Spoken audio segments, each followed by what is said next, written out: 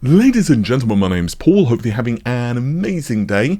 By goodness, there is a lot of news that's popped up today, and I want to begin with a very intriguing patent that has emerged from Microsoft.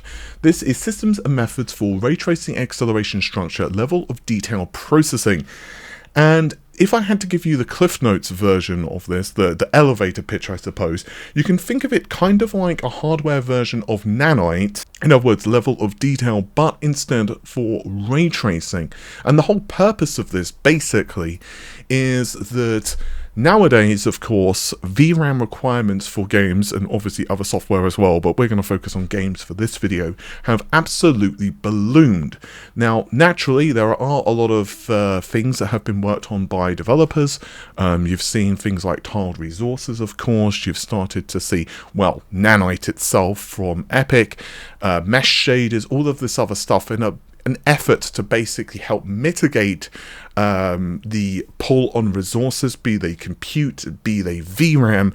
But ultimately speaking, when it comes to efficiency, this is very important because, well, memory is very expensive for a lot of different reasons. Now, there is a kind of a deeper dive into this. I'm going to read the synopsis. Increasingly, as part of video games and other applications, the acceleration structures for ray tracing are explicitly edited or regenerated by the software to reflect a set of potentially visible geometry.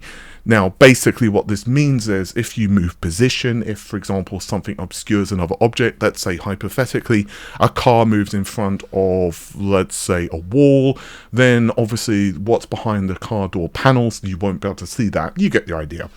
Such acceleration structures are now competing for storage, both persistent, so that would be your SSD, and non-persistent, i.e. VRAM, and other data such as geometry and texture data. This growth in the share of memory by acceleration structures has resulted in systems with significantly large memory requirements. Moreover, the bandwidth required to fetch large amounts of data acceleration structures has also proportionally gotten larger. The systems and methods described herein help minimize the space required for ray tracing acceleration structures. Accordingly, there is a need for systems and methods for better handling of data associated with the acceleration structures. Well, that just rolls off the tongue, doesn't it? I mean, obviously, at the end of the day, it is, of course, a patent. It is not a marketing slide. But this is particularly interesting because it does seem, at least in my personal opinion, reading the actual patent, and I would encourage you guys to check it out if you're technically inclined, it does not seem to apply at all to existing hardware. Now, the patent is a couple of years old. If memory serves, it was 2022. Yes, 2022.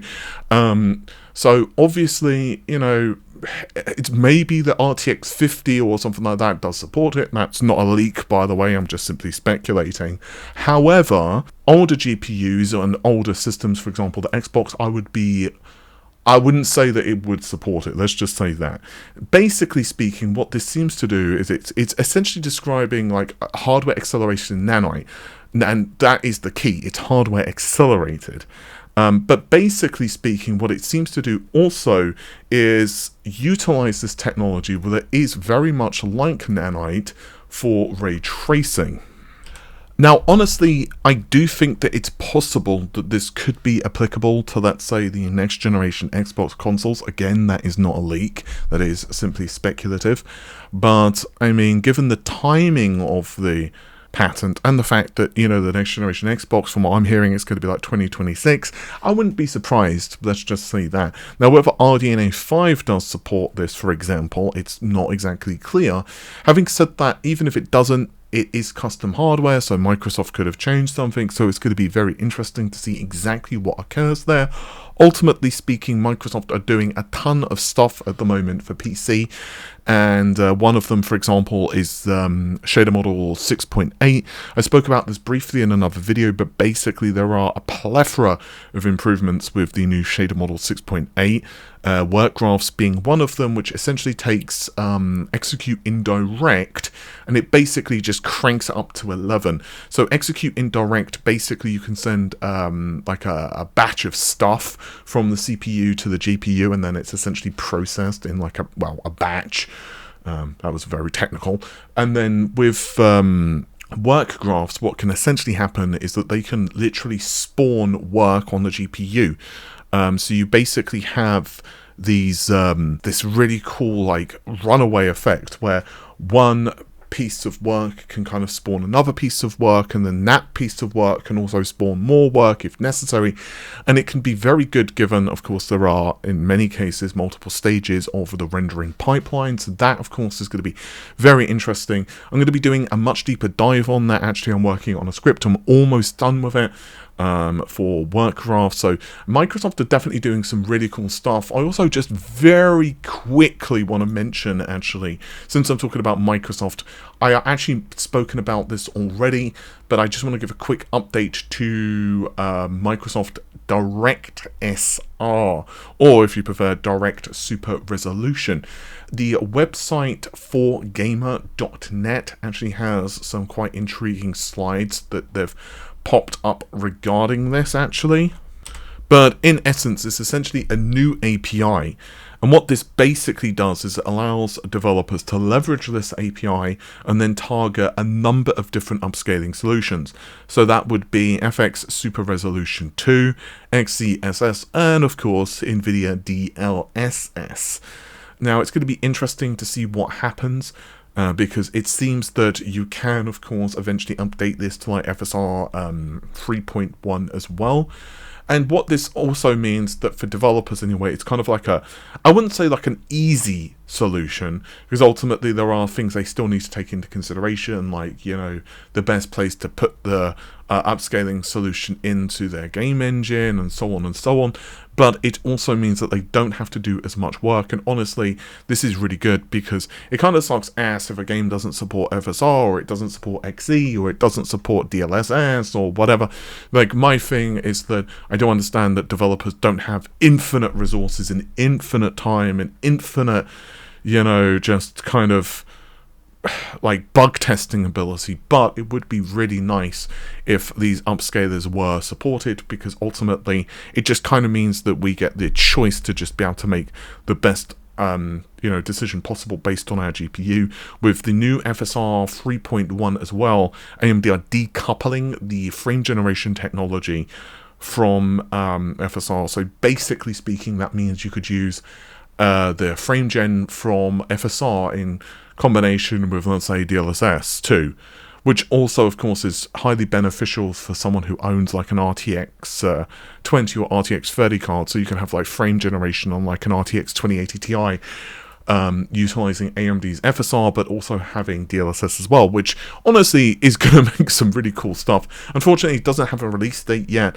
so obviously that's going to take a little bit of time, but I do think it's pretty cool.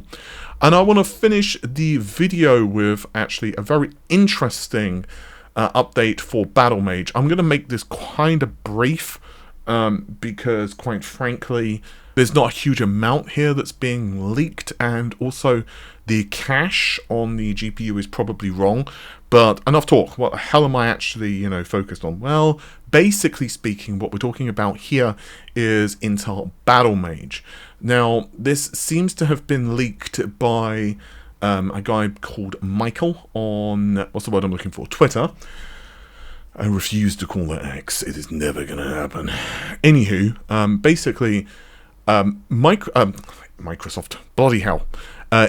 Intel themselves have already stated that the focus now of the hardware team is now actually on Celestial.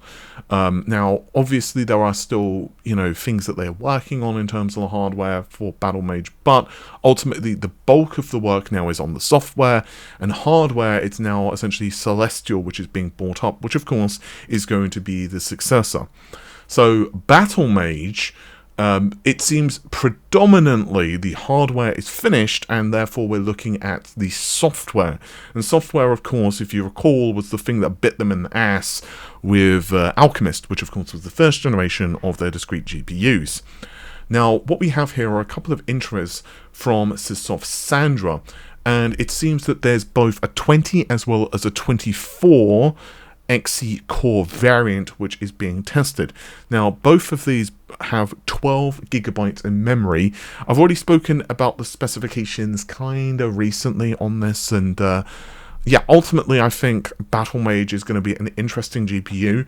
The problem is, like, the specifications, all of that stuff, it's cool, but ultimately there are two things which are going to make Battlemage successful, and I'm kind of saying something very obvious here, but it is worth noting.